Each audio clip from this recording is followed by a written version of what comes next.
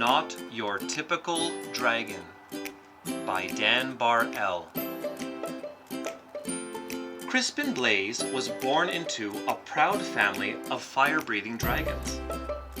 "Every blaze breathes fire," explained his father.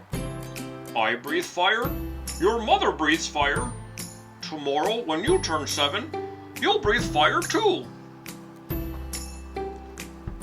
The little dragon imagined all the forests he would burn down. He dreamed of all the castles he would destroy. He also considered boiling water to make tea, but he didn't tell his father that.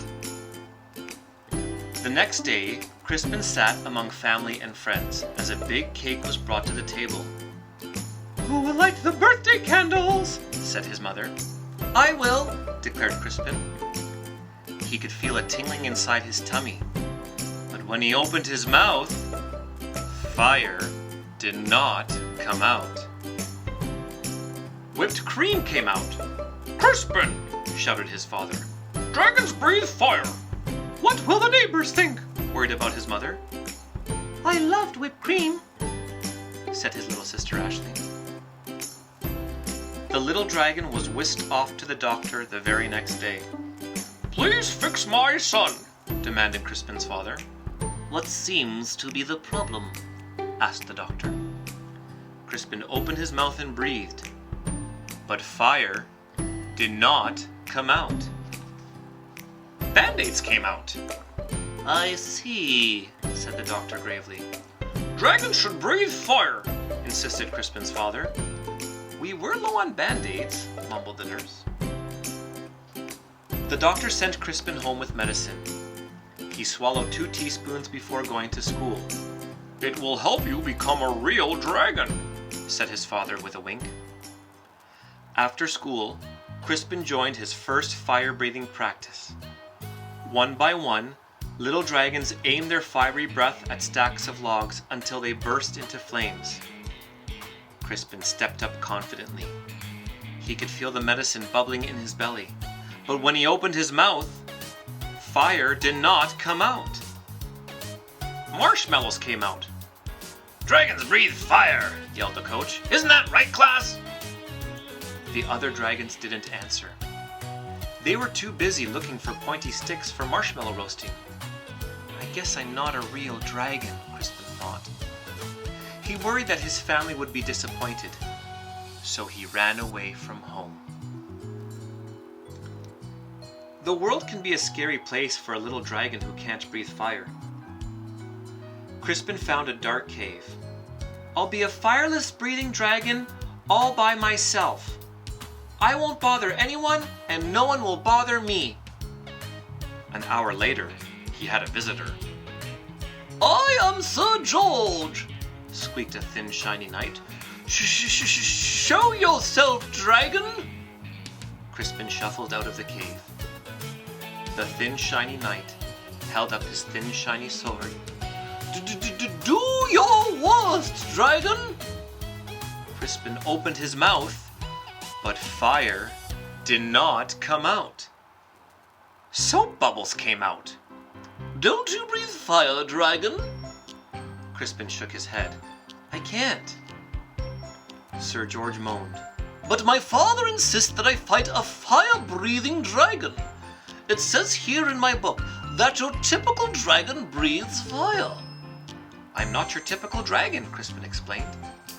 Sir George sighed. "I can't go home." "Me neither," Crispin nodded. Then he had an idea. "Maybe your book could tell us what to do." "Of course!" Sir George searched through the pages. "It says it's probably just your diet." Sir George fed Crispin some spicy curry, scorching chili, and blistering salsa. Crispin opened his mouth, but fire did not come out.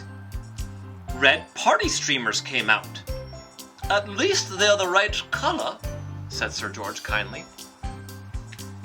Sir George searched through the book again. "Aha! It says it's probably your attitude." Sir George showed Crispin how to look mean and angry enough to breathe fire. Crispin opened his mouth, but fire did not come out. Soft, cuddly teddy bears came out. Said Sir George. We may have taken a step backward. It's no use, Crispin sighed. I'm just not your typical dragon. But Sir George was not ready to give up. Aha! The book says you're too stressed.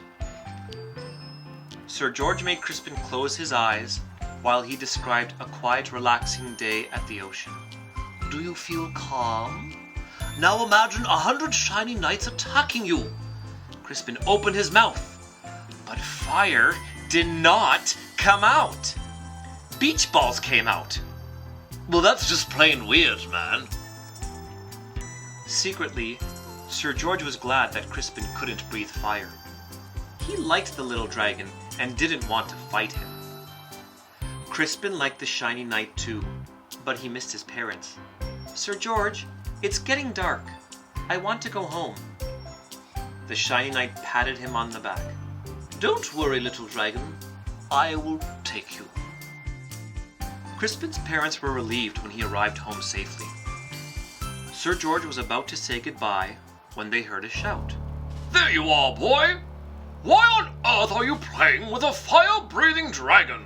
He's my friend, father, whispered Sir George, and besides, he doesn't breathe fire.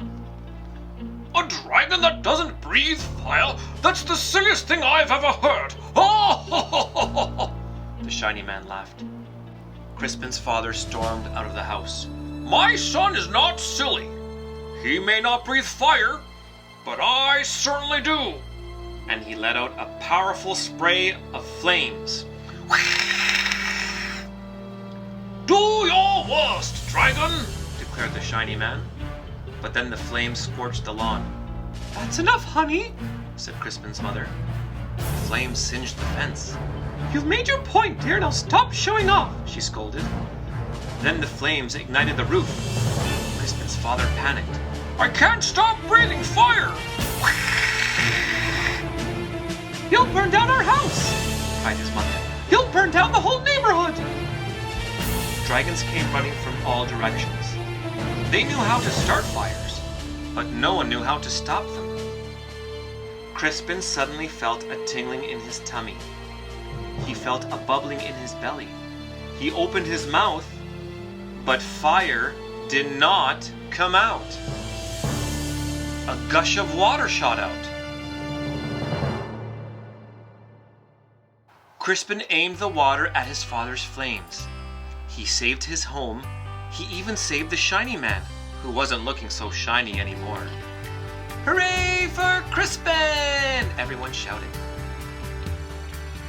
On Crispin's next birthday, there was a big party. Friends and family came from all over the land. Sir George and his family came too. Lots of dragons were dancing. Crispin stood with his mouth open wide.